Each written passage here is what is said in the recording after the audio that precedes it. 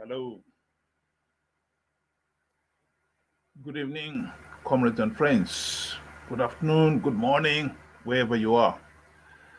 Um, I've been one of the few people who have called on Zimbabweans not to participate in the 2023 elections without meaningful reforms being in place. And I've been criticized on WhatsApp and on other sites for saying that. And tonight I would like to address that issue head on.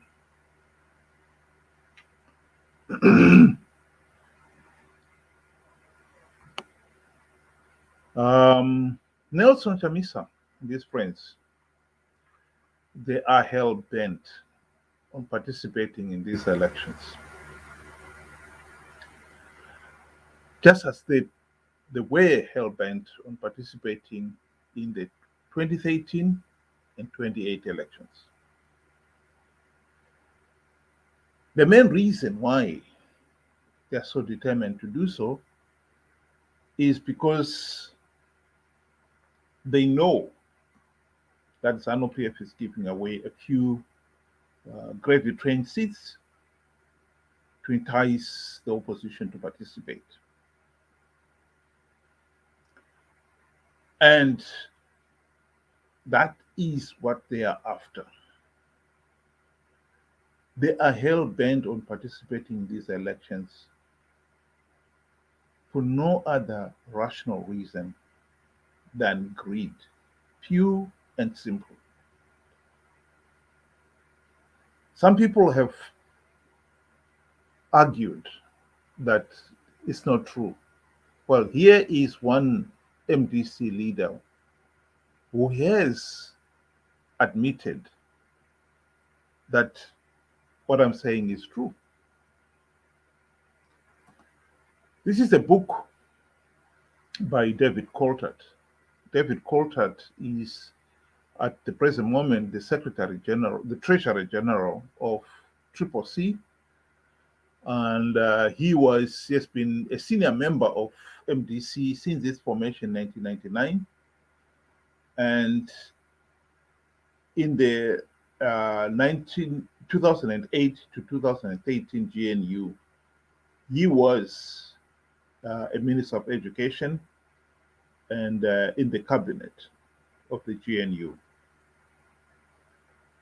And at the end of the GNU, MDC leaders were being asked or being encouraged to stop participating in the elections, the 2023 elections. They nonetheless disregarded that and went on to participate. And here is a quotation from Coltart's book.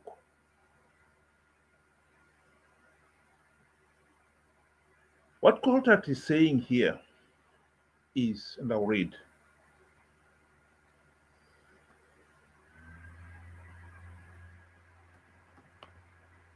the West's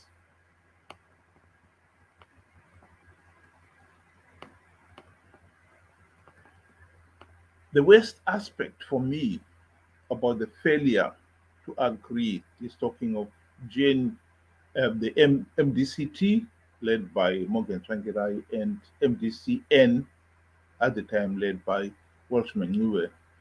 Um, to agree a coalition was that both MDCs could now do could not now do the obvious, withdraw from the 2013 elections.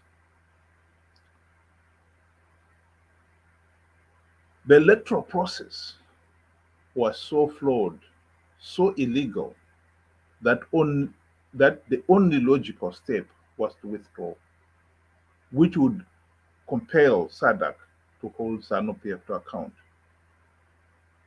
But such was the distrust between the MDCT and the MDCN that neither could withdraw for fear that the other would remain in the elections, winning seats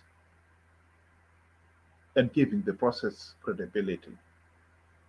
Now, there are 10 key points we can pick and or infer from this quotation. The number one is that the electoral process was not just flawed and illegal, but was so flawed and so illegal that the only logical and obvious step was to withdraw. Those of you who have not read the book, you can read it for yourself.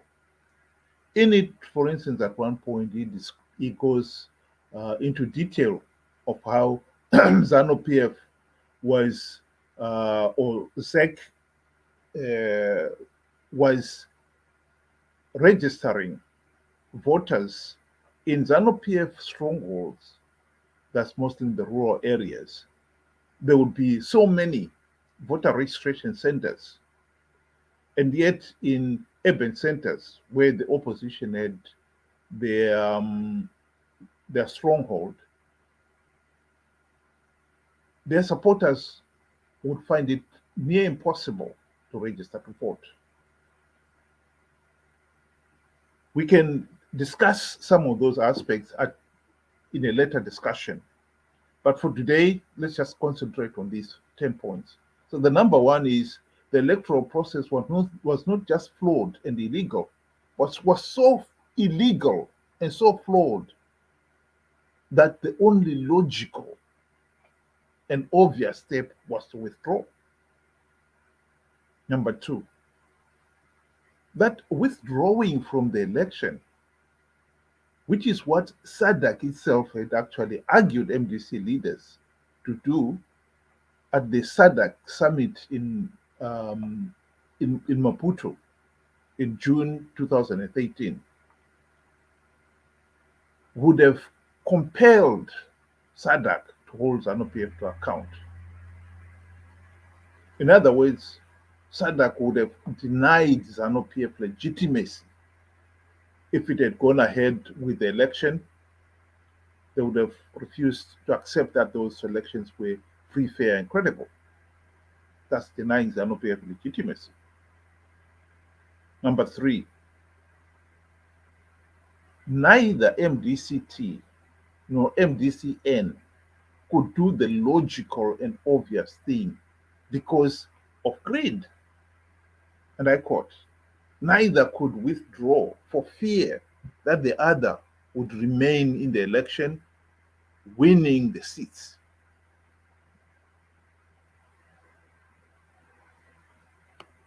ZANU-PF needed the opposition to participate to get legitimacy and was giving away a few gravy train seats to entice them to participate. Both the two MDC knew that, and that's why they participated. The argument that ZANU-PF would not get legitimacy would get legitimacy regardless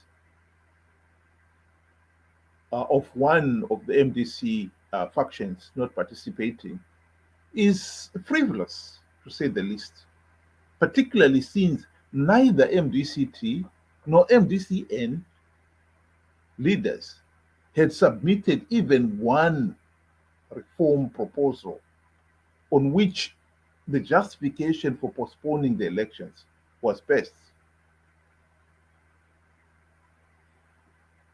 Indeed, even after failing to submit even one reform during the GNU, either MDC faction should have seen that boycotting the election was indeed their chance to redeem themselves. Because for once, they were doing the obvious and logical thing. Number six, SADC would have denied ZANU-PF legitimacy, even if one of the MDC factions had boycotted the 2013 elections. because there is historic precedence in this. Smith failed to get legitimacy from the 1978 Zimbabwe Rhodesia internal settlement because only Muzorewa and Stole participated. ZANU-PF and ZAPU did the obvious thing and boycotted those elections.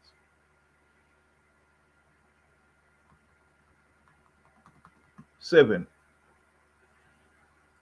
Denouncing these flawed and illegal elections, including the 2023 elections we are facing now, and Triple C selling out will put SADC under has put under SADC under increasing pressure to deny ZANU-PF legitimacy. There's no doubt about that. 8. If the flawed 2023 elections fail to produce a legitimate government, then Zimbabwe will be compelled once again to find a transition arrangement similar to the 2008 GNU. This time, the competent men and women will be appointed to implement all the democratic reforms. Just because the ZANU-PF and MDC GNU failed to implement even one reform does not mean we don't need the reforms. Ordinary men and women can and will implement these reforms. It is not rocket science.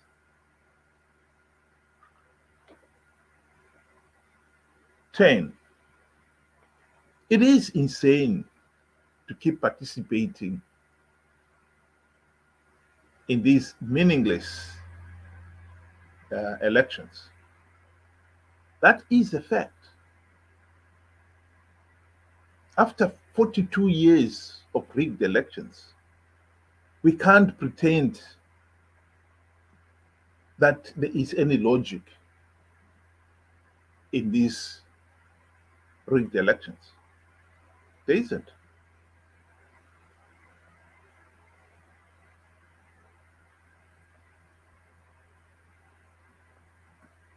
It is a pity that the nation is being dragged into these meaningless elections by the very people that the nation has risked life and limb to elect into power for the express purpose of ending the ZANU-PF dictatorship. I think people need to wake up to that reality and realize that MDC and now Triple C have long given up the fight for free, fair, and credible elections, the fight for reforms.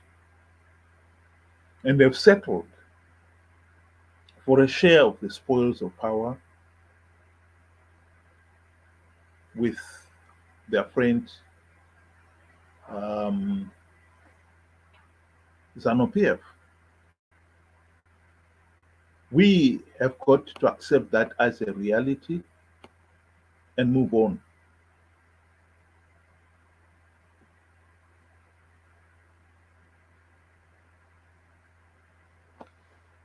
I sincerely hope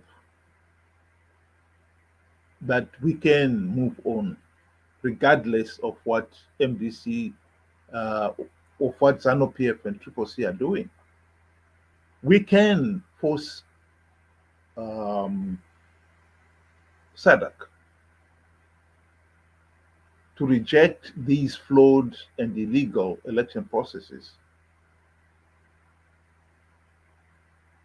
and allow us to implement the reforms so that we can move on at last and end this ZANU-PF dictatorship. That is the choice before us. And that is the only logical and obvious choice to make. It is not easy, but that is the only logical solution to make in this circumstance. Thank you very much. Good night.